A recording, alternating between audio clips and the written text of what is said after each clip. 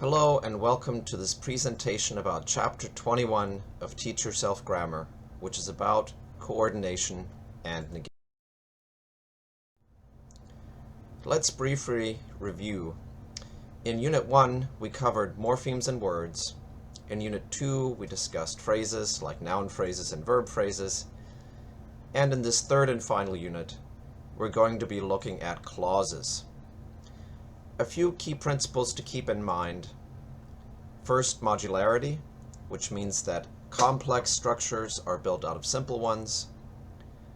Second, repurposing, which means that rather than inventing something completely new, language typically likes to repurpose something that's already there. For example, an adjective like green, as in the green lawn, can become a noun, as in the golf green. And thirdly, simplicity, which means that when we're discussing the rules of grammar, they seem very complicated, but they actually aren't. We all learn them unconsciously, and they therefore have to be. So how does this apply to clauses? Well, in Chapter 20, we learned, in terms of modularity, that all clauses are built out of phrases.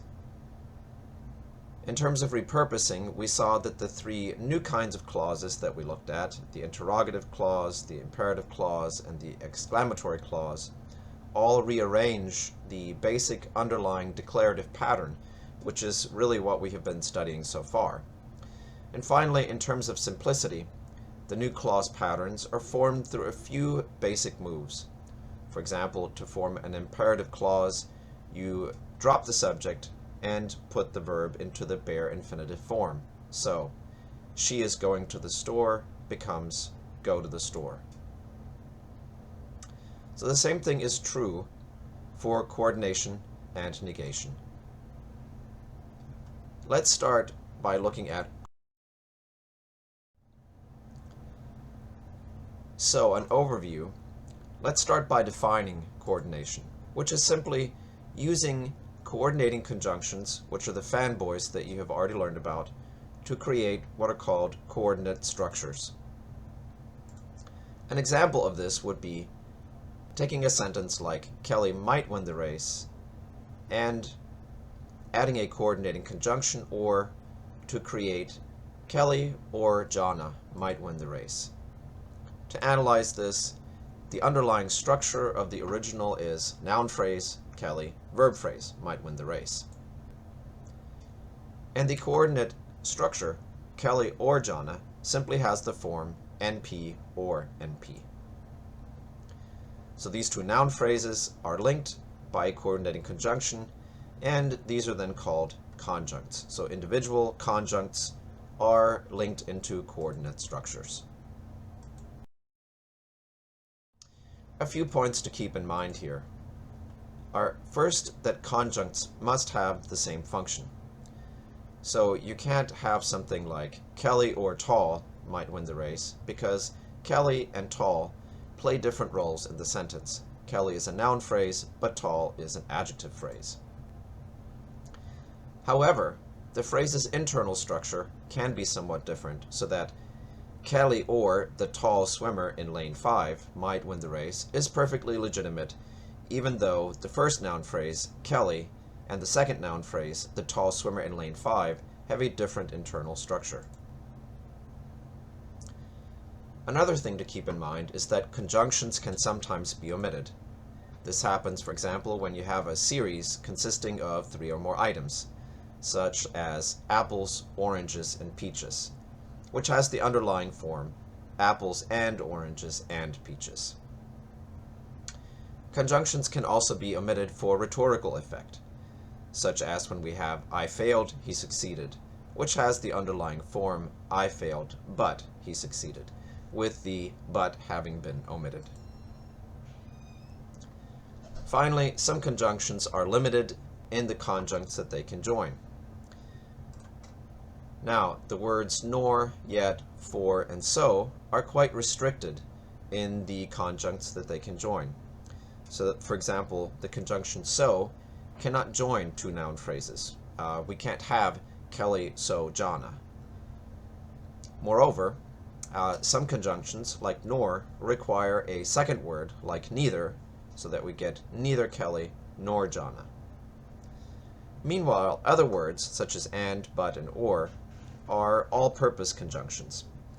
And here it might be interesting to know that and is the fifth most common word in English, behind the, forms of the verb be, of, and to. So, to return to the earlier points, we can see that conjunctions apply the principle of modularity, and that a simple NP noun phrase can become noun phrase and noun phrase. Secondly, in terms of repurposing, rather than inventing a whole new structure, language reuses existing ones. So remember, all language consists of just one of 5 possible phrases: noun phrase, verb phrase, adjective phrase, adverb phrase, and prepositional phrase, and conjunctions simply yoke 2 or more of those together. And thirdly, in terms of simplicity, we just need a few simple rules that tell us how we can combine these, so that we get a quite complex sentence, such as neither Kelly nor the tall swimmer in lane 5 won the race, yet they gave it their best shot and were both satisfied with the result, simply by combining the clauses that we already know about by using coordinating conjunctions. Let's take a look at usage. So the first principle is to use commas when punctuating conjoined clauses. So for example, a sentence like, he arrived, so they started the meeting, should have a comma after arrived. This does not, however, apply to other conjunctions or conjunctive adverbs. So how would we punctuate he arrived, therefore they started? We would punctuate it, he arrived, semicolon, therefore, comma, they started the meeting without him, because therefore is a conjunctive adverb and not a coordinating conjunction. Also, remember not to use commas to separate 2 conjoined phrases. So it would be incorrect to say, the brand new laptop, comma, and the battered old iPad were on the table. The correct way to punctuate this would be, the brand new laptop, no comma, and the battered old iPad were on the table. However, do use the serial or Oxford comma to separate 3 or more phrases. So for example, the laptop, the iPad, and the speakers were on the table should have commas after both laptop and iPad.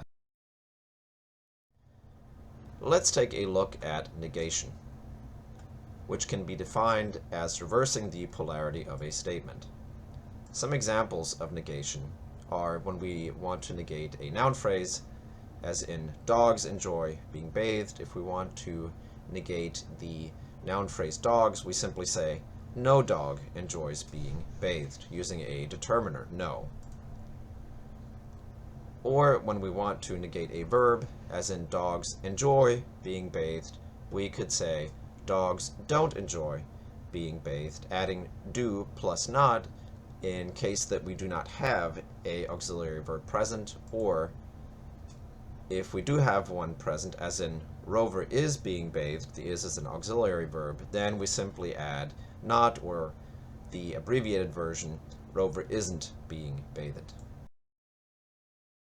So in conclusion, we've seen that coordination and negation are common ways that words, phrases, and clauses are made more expressive. And in the next chapter, we'll look at another feature of grammar that does the same thing, the subordinate clause.